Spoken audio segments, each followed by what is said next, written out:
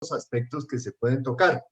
En primer lugar, y luego de la presentación y el saludo que Nelson nos va a realizar, yo señalaría y lo invito a que nos dé una primera respuesta sobre cómo se debe interpretar la tecnología de hoy, cómo hemos podido llegar a lo que tenemos, para más adelante mirar cómo ha sido todo el transcurso, principalmente durante el presente siglo. Entonces, Nelson tiene la palabra.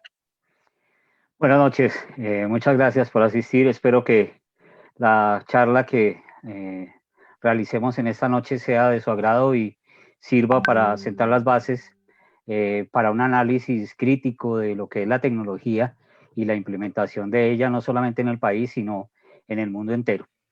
A la pregunta de Edgar de cómo debe interpretarse la tecnología, realmente la tecnología, ¿qué es? La tecnología es un resultado de un proceso dialéctico. Ese resultado se da porque se vienen mezclando métodos, conceptos, teorías, y ellos están sujetos a cambios permanentes y se caracterizan por tener una estructura compleja. Adicionalmente, hay que tener en cuenta que la tecnología hace parte de los 4 factores de producción, como son el capital, la tierra y el trabajo.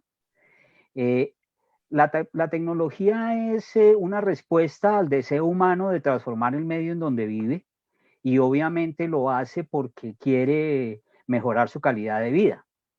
Sin embargo, para que se pueda analizar adecuadamente la tecnología, debe entenderse que el análisis debe partir de la base de quién produce, quién comparte y cómo orienta cada uno de los desarrollos tecnológicos y en qué circunstancias sociales y políticas e históricas se dan. Hay que ser exigentes en ese momento del análisis porque la tecnología afecta no solamente la parte de la ética, sino que también afecta la moral, afecta los aspectos políticos de la sociedad, afecta a la sociedad misma y por ende al ser humano. Voy a entrar en detalle, es decir, nosotros en este momento vivimos en una época de tecnología. Para nadie es extraño que permanentemente se esté hablando de tecnología. De hecho, en esta charla estamos utilizando herramientas tecnológicas para podernos comunicar. Utilizamos la tecnología para trabajar, para comunicarnos con las personas, para tener relaciones familiares, para incluso tener espacios de diversión. Pero desde el punto de vista técnico, la tecnología actual tiene varios aspectos en donde ella se desarrolla. Por un lado está la red de Internet, por el otro lado está la robótica, por el otro lado está el Big Data, están los motores de búsqueda, la realidad virtual, los sistemas operativos, el correo electrónico, el procesamiento de lenguajes hablados, los espacios inteligentes, el blockchain. Todo eso hace parte de lo que es la tecnología. ¿Qué es lo que sucede? Que el usuario final, nosotros, aquellos que no trabajamos con la tecnología como área de desarrollo, hacemos uso de ella sin darnos cuenta. Entonces, todo lo que nosotros hacemos está basado en esos aspectos que que les acabo de nombrar. Pero como les decía al comienzo, es necesario mirar qué ha pasado históricamente, políticamente y socialmente en el desarrollo de las diferentes tecnologías. La tecnología se crea y no se implementa inmediatamente, sino que tiene un lapso de tiempo mientras se desarrolla, mientras se robustece y mientras se acomoda a las necesidades específicas de quien lo crea. Para poder hacer el análisis de lo que estamos viviendo ahora, yo me he puesto a analizar desde hace algún tiempo especialmente las últimas 4 décadas del siglo XX y lo que va corrido del siglo XXI, porque hay hechos históricos, hay hechos políticos que hacen que la tecnología adquiera un matiz diferente, unas características propias de las que, con las que estamos viviendo. Una de las primeras cosas que nosotros debemos observar es que más o menos entre 1978 y 1980 hubo una inflexión en la historia de la sociedad y en la economía. Por un lado, China liberó su economía y 2 décadas después se convierte en un centro dinámico capitalista. Mientras tanto, Estados Unidos, más o menos a 1979, transforma su política monetaria en manos de Ronald Reagan, a expensa de los trabajadores, desregula renglones de la industria, de la agricultura, de la extracción de recursos y libra de cualquier obstáculo nacional e internacional al poder financiero del mundo, especialmente al financiero de los Estados Unidos. En Gran Bretaña, en manos de Margaret Thatcher, sucede algo similar. Ella efectúa unos cambios fuertes dentro de la Gran Bretaña y perjudica obviamente a la clase trabajadora. Pero todo eso tiene que reforzarse y todo eso tiene que impulsarse a través de algo. Y encuentran una herramienta, una vieja herramienta, que es toda la doctrina del neoliberalismo. Entonces, al impulsar el neoliberalismo, lo que hacen es enfocar que el bienestar del ser humano se resuelve fortaleciendo los derechos privados con mercados libres y con una libertad total en el comercio. En ese caso, los estados solo se preocuparán por la preservación de la institucionalidad y su intervención en las actividades comerciales va a ser mínima. Eso tiene una consecuencia inmediata y es que los estados dejan de cubrir las necesidades sociales de cada país, eso se abandona. Y adicionalmente el neoliberalismo lo que promueve y apoya son los procesos de privatización y especialmente es aquellas empresas en donde se trabaja con tecnología. ¿Sí? Para esa época se inician algunas actividades de tecnología, como son los navegadores. Inicialmente se hace a través de Usenet, que es la red que existe en ese momento. Nace Internet y aparece un fenómeno bien particular, que es el fenómeno de las empresas.com.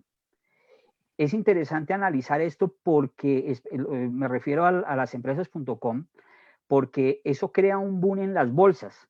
La gente empieza a especular y el capital empieza a invertir en empresas.com que no tienen realmente un horizonte claro. En 10 años se crea un problema grandísimo, hay una pérdida, muchas empresas de esas entran en quiebra y se tarda 10 años el mundo en recuperar esas pérdidas que se dieron con ese fenómeno de las empresas.com. Sin embargo, en forma paralela, Estados Unidos empieza a hacer un trabajo con interacciones entre el Congreso, entre los fabricantes industriales de tecnología, los centros de investigación universitarios y las Fuerzas Armadas para el desarrollo de tecnologías. Ellos financian su desarrollo a gran escala dirigido a ciertas industrias. Nacen en diferentes tiempos en ese momento y en forma acelerada empresas como Google, como Chrome, como Facebook y empresas de software. Ese conjunto de empresas vinieron a formar un ecosistema que se denominó unicornio. Estas empresas nacen inicialmente en nichos de mercado en donde hay consumidores poco exigentes. En ese nicho de mercado, los usuarios son de un poder adquisitivo bajo. Esa es la característica inicial de esas empresas. En paralelo, en ese periodo, empiezan a hacer WhatsApp, empiezan a hacer Uber, Netflix y Skype. Eso va sucediendo en Estados Unidos. Sin embargo, en China, habiendo abierto el mercado, establece un plan de trabajo entre 1978 y 2001. Pone en funcionamiento un proyecto y una política más bien que la denomina marchas de las 4 modernizaciones. Ese proyecto venía estructurado desde 1949 y con él lo que hace es modernizar las áreas de defensa nacional, áreas de la agricultura y desarrolla fuertemente todo lo que tiene que ver con ciencia y tecnología. Para 2016, promueve la innovación en ese plan como un eje central de desarrollo. En 2017 crea 11 programas de investigación y desarrollo y los apoya con un aporte entre el 15 y el 20% del gasto público nacional. La finalidad última que tiene China es para el 2049 hacerse como una potencia socialista moderna. Ese es el término que ellos utilizan. Todo esto que ha ocasionado, lo que desarrolló Estados Unidos, lo que desarrolló China, por un lado, hizo que el sector secundario, que era en ese momento el sector que más generaba empleo, dejara de producirlo en la proporción en que lo hacía. La otra característica que tuvo todo ese movimiento es que la productividad de las empresas que utilizan tecnología fue creciendo inclusive hasta el doble, su utilidad aumentó con una característica y es que los productos no bajaron de precios, ni los productos ni los servicios bajaron el valor de venta. Pero socialmente esas acciones políticas y esas invenciones tecnológicas cambiaron la relación entre las personas. Y a su vez han cambiado también las formas de gobierno. ¿Sí? Desde el punto de vista de tecnología, ¿qué es lo que se está viviendo? Las tecnologías están gobernadas y están dirigidas por oligopolios. Esas son las empresas que actualmente conocemos y son las empresas de tecnología. Algo que las caracteriza, por ejemplo, dentro de las 10 principales empresas de tecnología, cuando uno va y mira los valores en bolsa, ellos cuestan 6.07 billones de dólares. Acuérdense que cuando hablamos de billones de dólares estamos hablando de colocarle 9 ceros a esa cifra. Eso es lo que valen esas empresas en bolsa. Pero adicionalmente, esas empresas tienen unas utilidades anuales superiores a 3.4 billones de dólares y ocupan aproximadamente 1.900.000 personas en forma directa, dándoles trabajo. ¿Qué ocasiona toda esa situación de desarrollo tecnológico, de los desarrollos económicos, de la intromisión del neoliberalismo? Una guerra, y es una guerra comercial. Esa guerra comercial empieza a hacerse notoria en el mundo cuando empieza a generarse la tecnología 5G. La tecnología 5G es una tecnología que está enmarcada dentro de las telecomunicaciones, dentro de las comunicaciones, y lo que hace es que se puedan comunicar más personas más fácilmente, más rápidamente y con menor latencia. La latencia es el resultado de obtener imágenes y videos mucho más rápidos de lo que actualmente se está haciendo. Pero la guerra no es solamente por la tecnología como tal. La guerra es porque en las próximas 3 décadas se espera que esa tecnología genere 22 millones de empleos nuevos y unas ganancias adicionales de 13 billones de dólares. O sea, no es solamente una cuestión de de ponérsela en la primera instancia, en el primer puesto de tecnología, sino es un problema económico. ¿Qué sucede con estos dos contrincantes que están directamente ligados con la guerra de tecnología? Por un lado, Estados Unidos queda rezagada. En el desarrollo de 5G, realmente China está 10 años adelante de lo que está los Estados Unidos. Hay una cosa característica, cuando China lanza al mundo 5G, ese mismo día lanzan la idea de que ya están trabajando sobre 6G y están mandando un cohete para que se haga interconexión espacial e IoT con la nueva tecnología 6G. O sea, los adelantos están absolutamente programados, la tecnología está diseñada para el propósito que ellos tienen y es volverse una potencia mundial. Estados Unidos entonces tiene que tomar algunas medidas para frenar a China. Y lo que mejor encuentra es empezar a combatir a la empresa que más problemas le está ocasionando en el rezago tecnológico que tiene, que es Huawei. ¿Y qué es lo que hace? Lo primero que hace es empezar a bloquear, a intentar bloquear todo lo que tenga que ver con Huawei en Estados Unidos.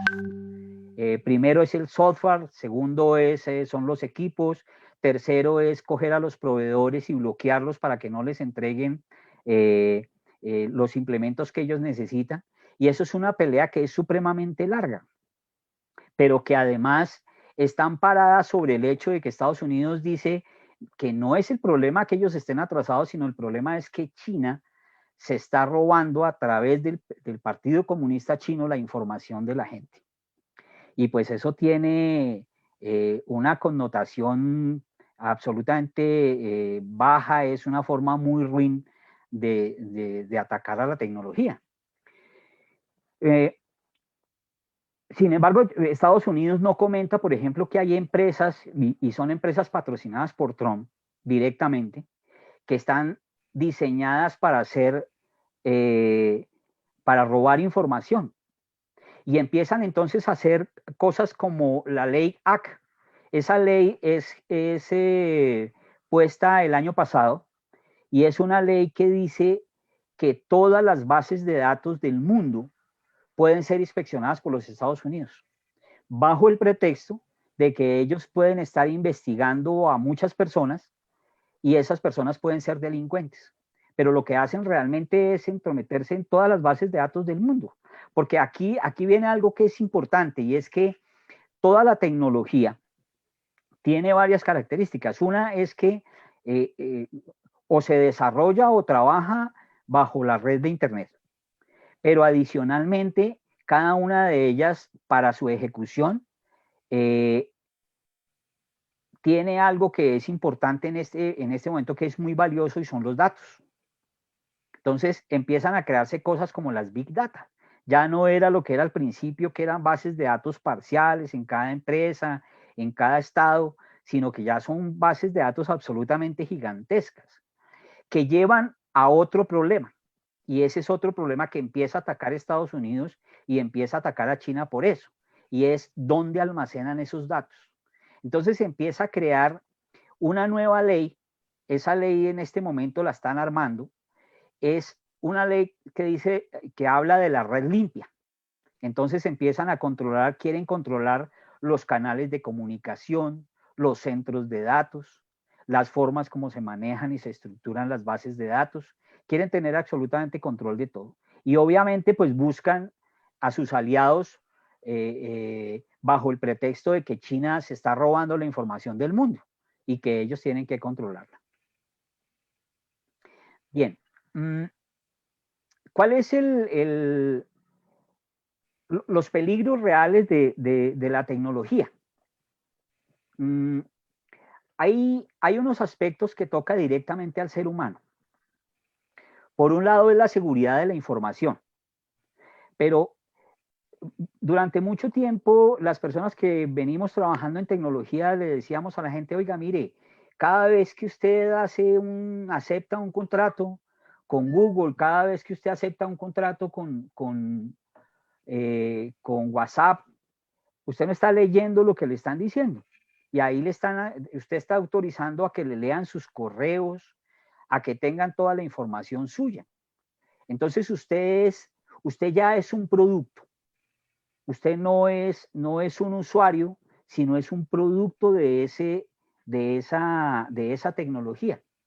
Y entonces ya empiezan a cada uno de los que está inscrito ahí, empiezan a cuadricularlo y a establecerlo sobre unas bases específicas. Entonces, la raza, el estado donde se encuentra, los gustos, las debilidades. Y entonces se presentan casos como los que se presentaron en Estados Unidos cuando hubo el problema de las hipotecas. Todo eso fue fríamente calculado con bases de datos.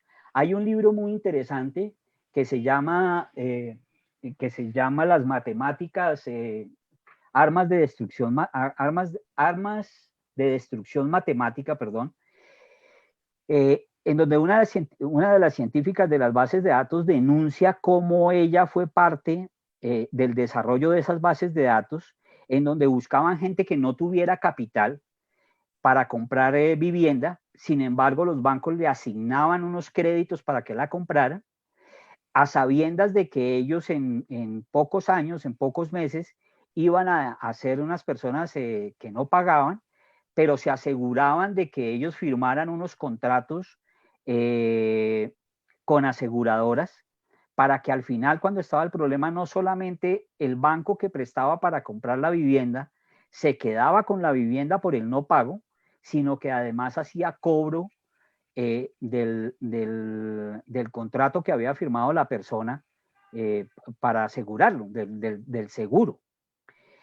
Esa fue, digamos que la peor experiencia que ella tuvo, pero además cuenta de experiencias, por ejemplo, de software que hicieron para la policía.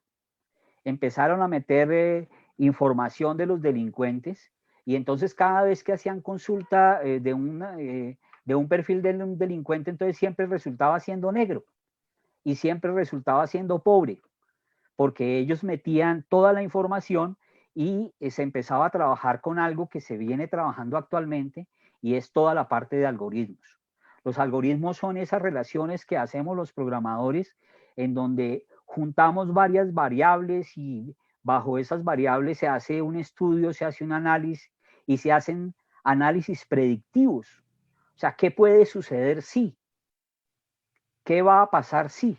Entonces, ahí empiezan los primeros problemas de información. Nelson, Sí. sería bueno que comentáramos detalladamente la posición que tiene el gobierno colombiano, porque siempre ha inducido, como lo hizo la vicepresidenta Marta Lucía Ramírez hace unos meses, de señalar que el país, en Colombia solamente se debería privilegiar la educación, las acciones tendientes al desarrollo de la tecnología. Y eso va en consideración de lo que acaba de afirmar, ¿sí? De ese movimiento que se tiene que dar. Entonces valdría la pena un poco comentar esos aspectos. Sí, mire, con respecto a la seguridad de la información en el país, realmente hay una legislación. Esa legislación la trabaja Industria y Comercio. Todas las empresas, por ejemplo, están obligadas a colocar en sus páginas web o hacer público a sus clientes cómo van a tratar sus datos. Ahí hay una cosa que hay que entender claramente. Hay unos datos que son generales y hay unos datos que son únicos y exclusivos de las personas. Toda la reglamentación, en todo el mundo existe ya esa reglamentación. Sin embargo, la reglamentación acá sí existe. Dice que usted debe recolectar los datos, que usted los debe tener, pero que usted no puede hacer uso de los datos sensibles. Sin embargo, observen qué es lo que está sucediendo en este momento. Hoy leía que van a partir de noviembre a oficializar el uso de las cédulas digitales. Y entre renglones, la cédula digital va a contener la historia clínica. Y la historia clínica, por ejemplo, es un dato sensible.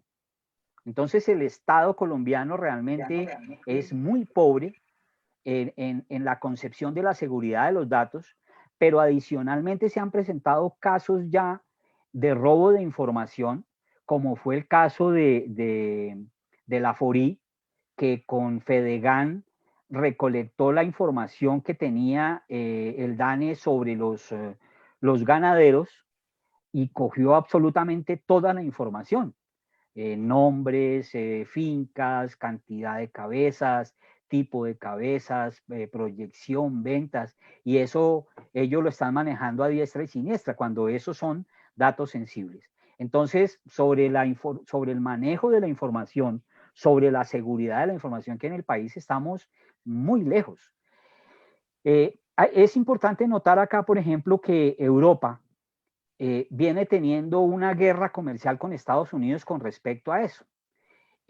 Las empresas europeas que tienen como servicio los centros de datos, la prestación de servicios, unos servicios que se llaman SaaS, están siempre diciendo, mire, depositen le dicen a las empresas europeas, depositen sus bases de datos y depositen sus datos en centros de datos europeos, porque la Unión Europea se ha puesto a detallar cada uno de esos aspectos sobre el control de la información. Y les dicen, miren, no usen ni las bases de datos, ni los centros de datos chinos, ni los centros de datos estadounidenses.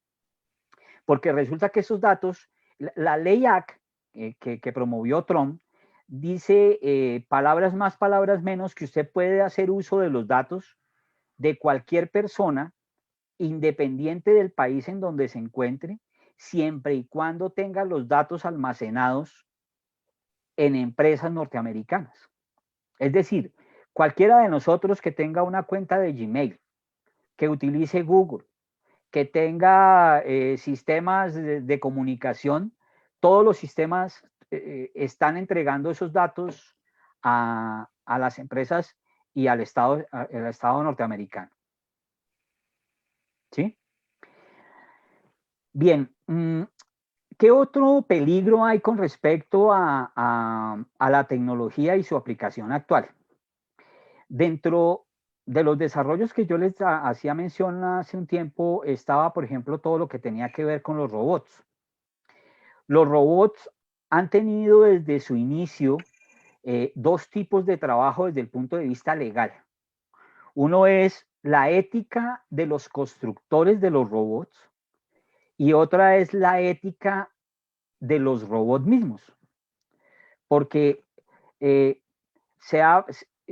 robot no es solamente el humanoide que nos han vendido en algunas películas. Los robots son de mucho tipo. Hay unos robots asistenciales, hay unos robots que trabajan en compañía del ser humano, hay otros robots que son autónomos. Pero lo que se ha tratado de hacer, y en eso Europa sí ha avanzado bastante bien y ha controlado, es que se tenga una ética con unos principios elementales. Uno de ellos, por ejemplo, es que nunca se puede construir un robot que le haga daño al ser humano. Le parece a uno una cosa elemental y sencilla, pero eso tiene un trasfondo ético impresionante. Imagínense lo que sería construir un robot que yo lo diseñara para matar a todas las personas de ciertas características. Eso sería absolutamente terrible, ¿no? Lo mismo está sucediendo con los principios éticos de la inteligencia artificial. La inteligencia artificial, ¿qué es? La inteligencia artificial realmente es la suma de muchas tecnologías. Es el uso de la Internet, es el uso de la realidad aumentada, es el uso de algoritmos. Eso es realmente la inteligencia artificial.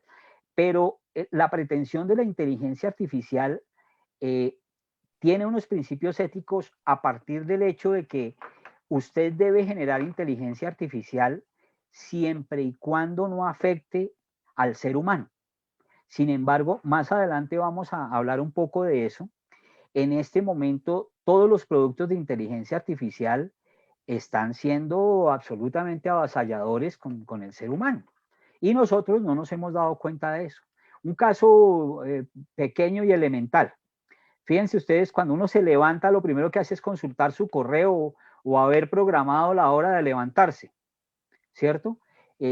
Inmediatamente Google empieza a hacerle a usted todo el seguimiento. Entonces usted puede, haciendo un pequeño clic en todas las aplicaciones de Google, saber los últimos días dónde se ha desplazado, qué ha hecho. Nelson, haciendo con base en la información que nos suministra, un análisis para la situación actual de Colombia, ¿qué nos puede comentar? No solamente desde el punto de vista del diseño, el desarrollo, sino ya la aplicación de todas estas tecnologías. Sería interesante conocer su punto de vista. Bueno, aquí hay algunas implementaciones en inteligencia artificial. Ecopetrol tiene desarrollos, algunas otras empresas tienen desarrollo, pero obviamente es un desarrollo muy pobre y está dado bajo varias condiciones. Uno, primero, la cobertura que hay en el país de Internet es absolutamente ineficiente. Más del 50% de la población del país está sin acceso a Internet, por un lado. Por el otro lado, realmente nosotros no somos productores de tecnología. Nosotros somos un país que recibimos productos ya hechos y lo que hacemos es aplicarlos.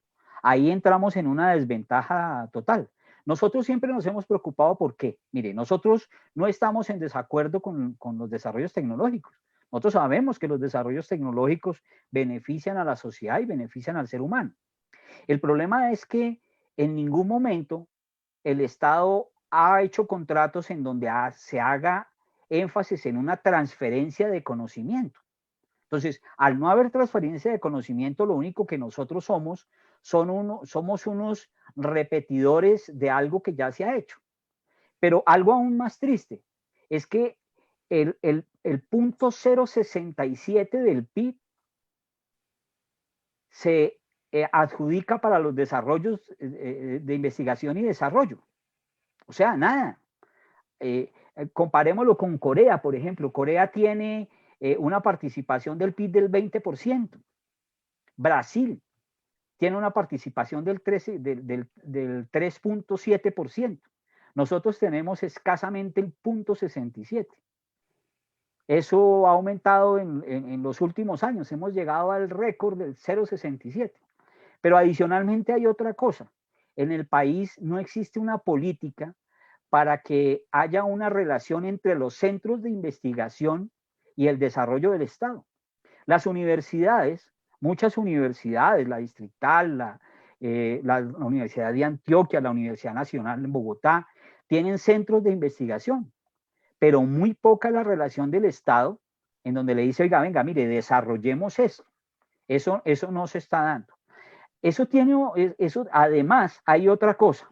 El desarrollo de tecnología ha hecho que antes una persona se capacitaba y tenía 10 años durante los cuales su conocimiento podía ser útil, podía ser práctico.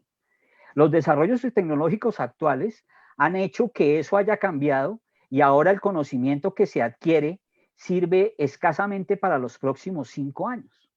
Pero el Estado no tiene una línea sobre ese tipo de actividades. Miren lo que ha pasado en el caso de la pandemia con respecto a la educación. Desde el comienzo se vendió la idea de que no, mire, es que ahora vamos a tener educación virtual. Y siempre nosotros dijimos, no, un momentico, eso no es educación virtual. Lo que vamos a tener es una educación dada con unas herramientas tecnológicas. Entonces, todo el mundo empezó a inventarse cosas y entonces empezaron a trabajar con las cosas que hay. El Internet, el PowerPoint, el Excel, el YouTube, con esas cosas, pero actividad educativa virtual realmente en el país no existe. Y eso genera otro problema, no solamente desde el punto de vista tecnológico, sino desde el punto de vista social. Es que a los maestros esa actividad con herramientas tecnológicas ha hecho que su trabajo en algunas ocasiones llegue a triplicarse. Porque no solamente tienen que utilizar sus herramientas, sino tienen que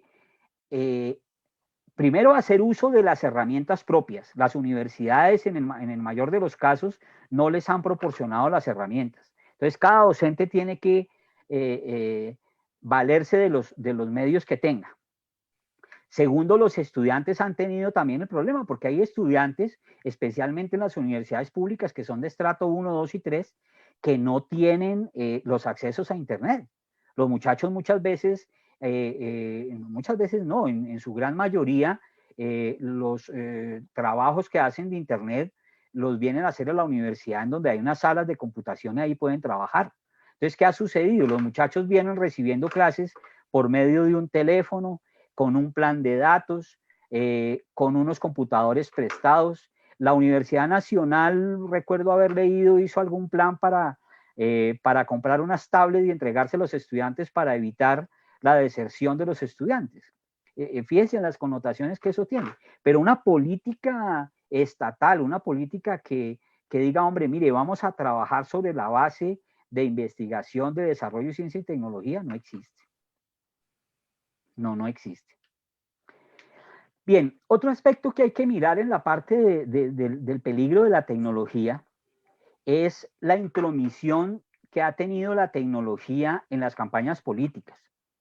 Hay unas series en Netflix que se pueden ver muy detalladas de cómo Analytica, una empresa, se metió no tanto en la campaña de Trump, sino también en el Brexit, y cómo manejó a las audiencias, cuadriculó los estados en los Estados Unidos, por ejemplo, y empezó a mirar qué personas eran susceptibles de cambio, qué personas estaban indecisas, y empezó a hacer un análisis sobre cuál debería ser los puntos que se le deberían tocar para que cambiaran de opinión.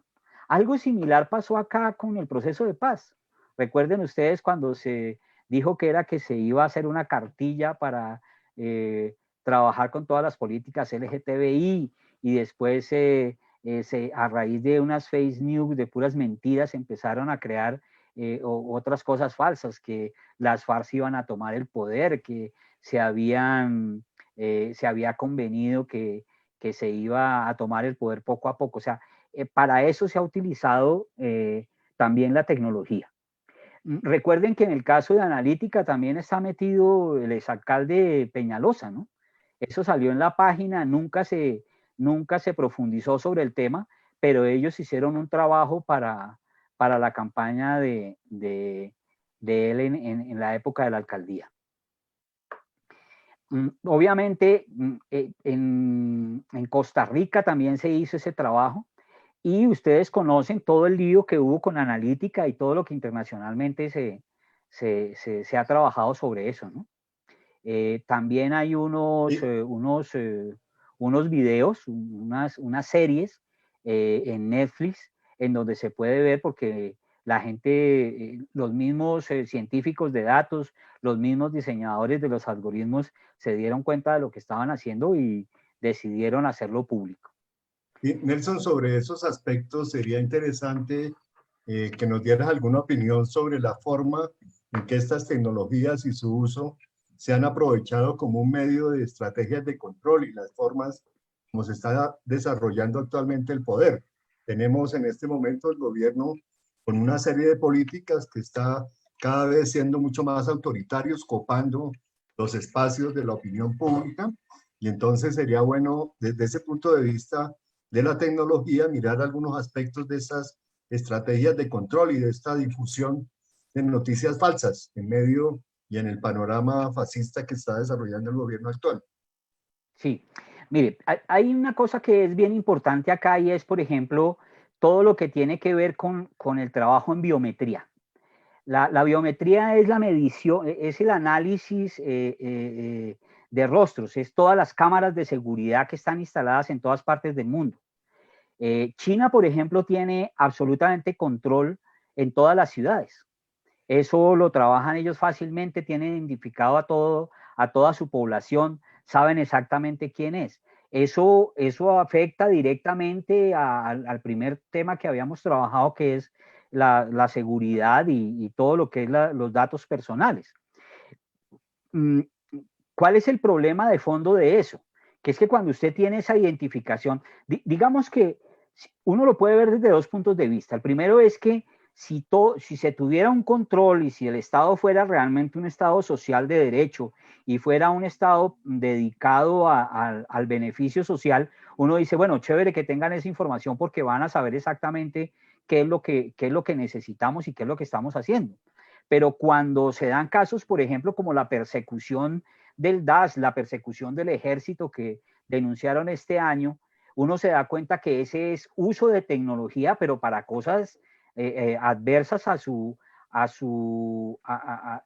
concepción original de creación. ¿Qué es lo que están haciendo? Fácilmente al contradictor, ¿qué es lo que hacen? Al contradictor lo ensucian, le inventan cualquier cantidad de cosas. Nosotros hemos vivido en carne propia eso, lo que le hicieron a Marcelo hace unos años en Magangué, inventándole una cantidad de cosas y lo publican y entonces los medios de comunicación se prestan para eso y ensucian a la persona, la empapelan y entonces hacen que la oposición empiece a dudar de sus personajes, de sus líderes, por ese tipo de cosas. Otro caso concreto es el de Petro. A Petro le han inventado cualquier cantidad de cosas. Y eso es gracias a todas esas bodegas de datos que se inventan y que se encargan de ensuciar el nombre de la persona, ¿no? A Cepeda le hicieron lo mismo, le vienen haciendo exactamente lo mismo. Hoy escuchaba a Mancuso, por ejemplo. Mancuso dice, mire, yo tuve reuniones con Uribe, tuve reuniones con Pachito, y estábamos haciendo frentes en Bogotá y todo, y se han encargado siempre de crear noticias falsas y se difunden para que la gente crea que es puras mentiras, que se están vengando, que están haciendo cosas de ese estilo. Ese es el uso que se le está dando acá, ¿sí? Y pues obviamente aquí no hay control. Aquí, hace poquito, no hace mucho, en esta pandemia se vio, creo que fue Daniel Coronel el que mostró, o Samper, el que mostró cómo había unos personajes del Centro Democrático que estaban dedicados a manejar las noticias en Twitter y a manejar el Facebook. Y eso es lo que ve uno permanentemente. Y las personas, el común de la gente que tiene Facebook, que es mucha en cantidad aquí en Colombia, pues recibe esas noticias por esos medios de comunicación, por esas redes sociales, y empiezan a cambiar y a dudar de sus posiciones porque todos los días empiezan a bombardearlos con esas ideas. Entonces eso es lo que eso es lo que se está viviendo acá, ¿no? Ahora, hay una cosa que es muy peligrosa, y es que uno dice, oiga, mire, yo uso Gmail y yo tengo correos hace 10 años y yo tengo no sé qué cuántos miles de correos metidos y a mí no me cobran. Y yo uso Google y yo investigo por Google y tengo la investigación de Google de lo que estoy haciendo de mi trabajo, de mi formación académica. Pero lo que hay que tener en cuenta es que cuando usted no paga por un producto, no se le olvide que el producto es usted. O sea, usted lo que están haciendo es brindándole un medio para que usted entregue todas sus características. Y esas características lo que están ocasionando es que se generen unos mercados en donde se negocian futuros humanos. ¿El futuro humano qué es? Una sectorización de las poblaciones. Entonces a usted lo clasifican así tal cual como hizo Analítica. Lo clasifican en uno u otro sector y dependiendo de eso y dependiendo la necesidad que tengan, empiezan a enviarle información de una u otra manera para convencerlo. ¿Sí? Eso es realmente lo peligroso de ahí. Nelson, como estamos atravesando un punto crítico, ¿aló? Sí, sí. Como estamos atravesando un punto crítico por el desarrollo y los efectos de la pandemia, sería bueno que nos comentaras algo acerca de cómo esa tecnología puede mediar y cómo pues, se puede utilizar plenamente para aminorar los efectos, principalmente mirándolo desde el punto de vista de nuestras posibilidades como país. ¿Qué se requiere por parte de las empresas que desarrollan eso, de los centros de investigación, de los centros de educación que logran adelantar diseños y desarrollos de esa tecnología. Entonces sería bueno conocer algunas apreciaciones que tengas al respecto. Sí, bueno, aquí hay algo que es importante notar y es esto. A través de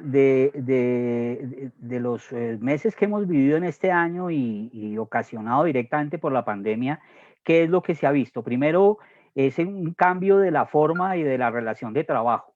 En este momento, y creo realmente que por mucho tiempo, eh, ese tipo de actividad no se va a cambiar. O sea, vamos a seguir trabajando en teletrabajo.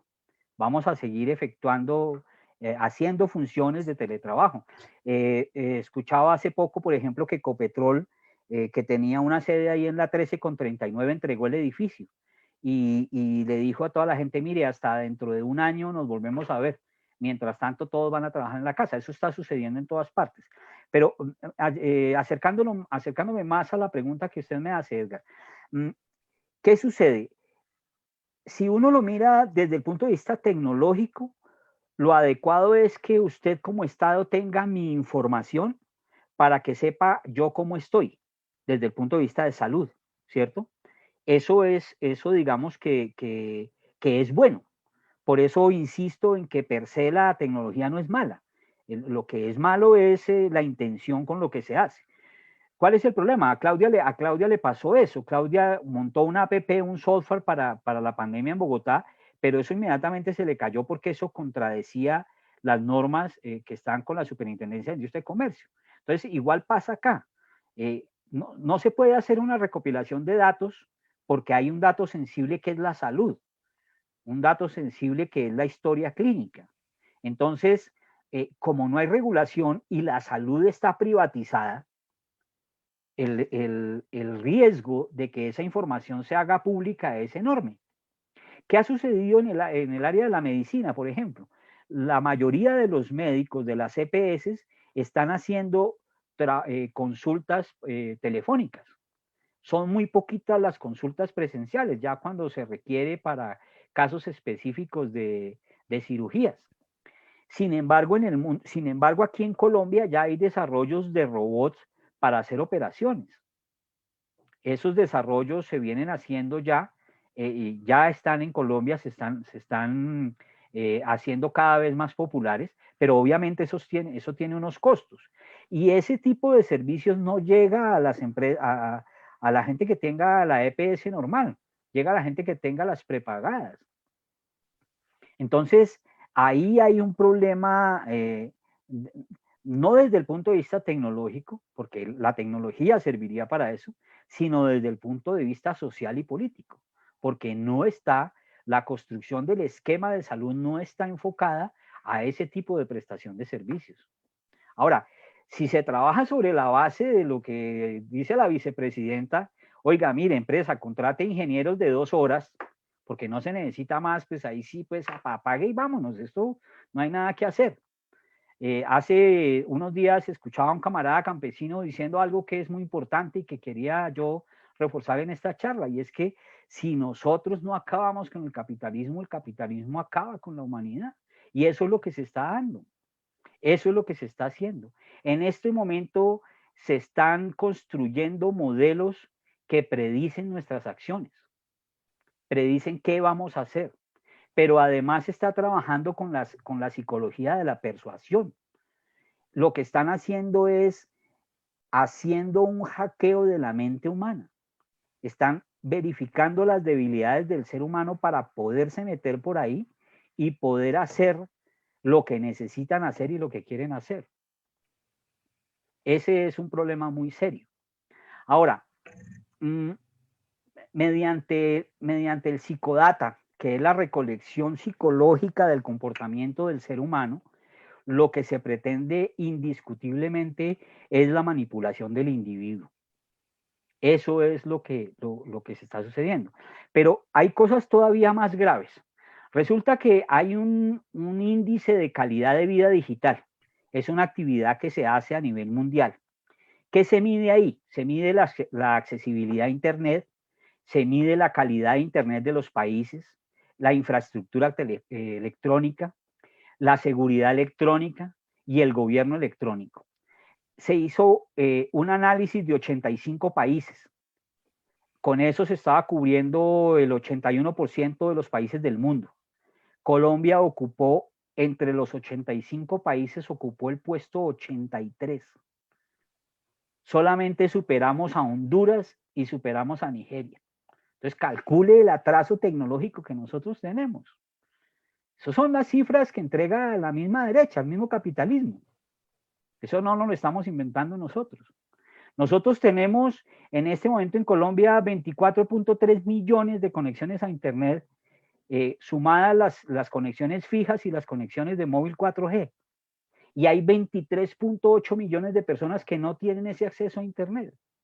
Sí, sí, la mitad de la población en Colombia no tiene acceso a Internet. Menos del 50% de las familias tienen acceso a Internet o tienen un computador o una tablet. La cifra en Bogotá es impresionante. Hace poco tuve la oportunidad de escribir un artículo en Nueva Gaceta. Mostraba cómo con la creación de... mostraba cómo la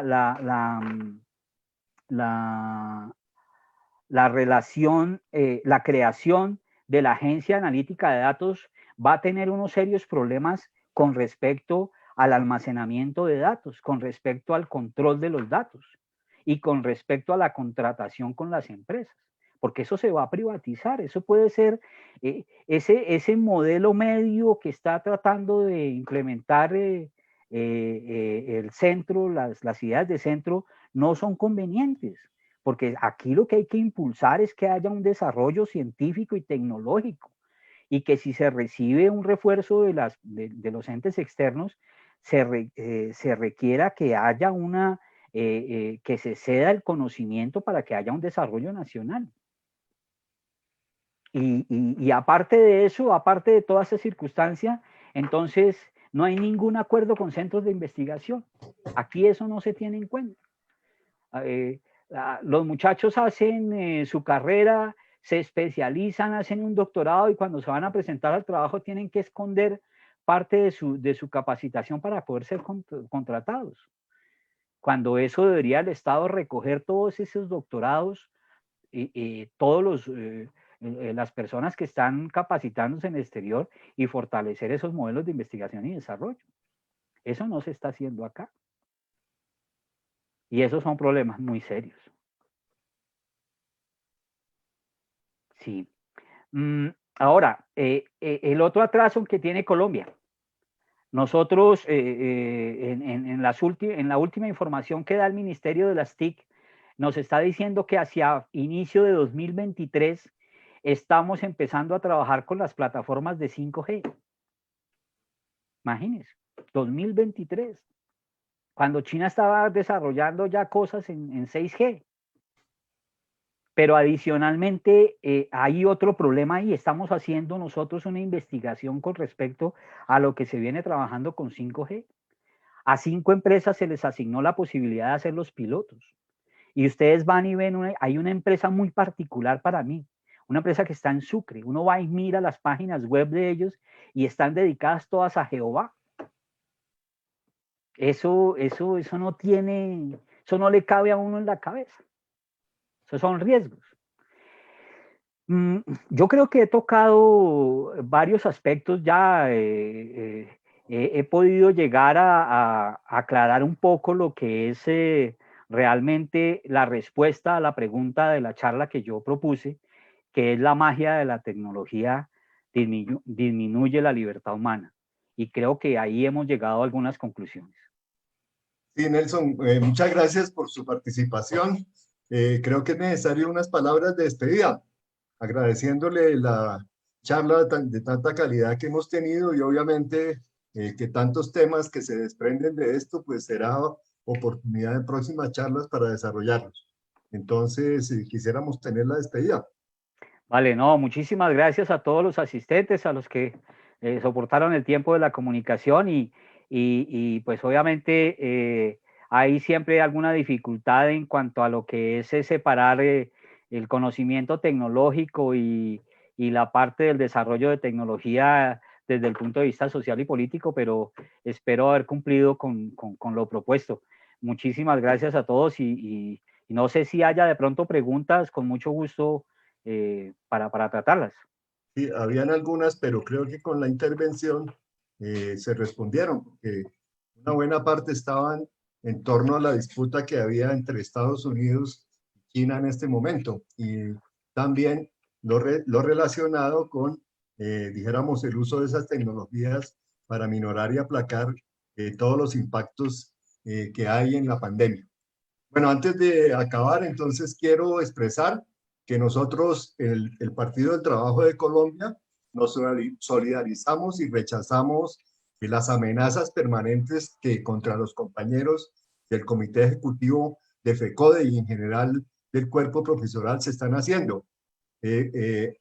Recogemos esa exigencia para llegar a garantizar el respeto a la vida de los integrantes del Comité Ejecutivo de FECODE, del presidente, obviamente, de nuestro compañero camarada Miguel Ángel Pardo, así como todos los líderes sindicales de nuestros sindicatos filiales, de los maestros y maestras de todo el país. Por eso estamos en la preparación, en el desarrollo de las próximas jornadas del paro nacional de protesta contra todas estas políticas del Estado. Y como último, mañana vamos a tener la oportunidad en esta charlas, en la número 217 que vamos a efectuar sobre todo lo concerniente minutico aquí ubico la información, a la cuarentena, a la intervención y el regalo que hace Electrocaribe en el destrozo y que repercute en el destrozo y fracaso del modelo neoliberal. Entonces mañana estamos todos cordialmente invitados para que a esta misma hora, a las 6 de la tarde, continuemos en el desarrollo de estas actividades de las charlas en cuarentena del Partido del Trabajo de Colombia.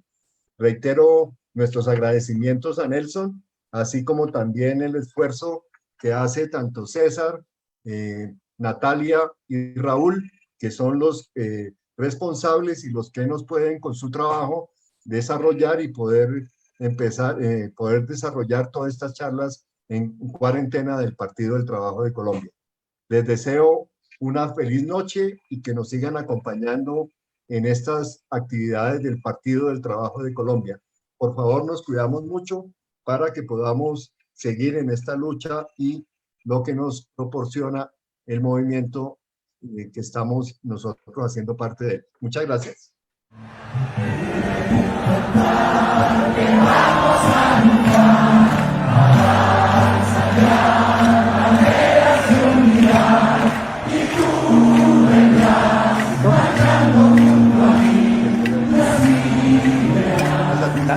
¿Qué tal la audiencia?